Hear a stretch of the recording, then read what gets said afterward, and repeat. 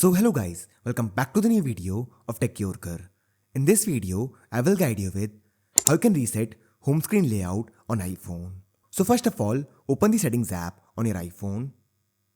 Now in the settings menu, tap on General. Now in the General menu, scroll down to the bottom. Here you will see this option called Transfer or Reset iPhone. Tap on it. Now after this, you will get these two options. Reset or erase all content and settings. Here tap on reset. Now this will give you several options like reset all settings, reset network settings, delete all eSIMs, reset keyboard settings, etc.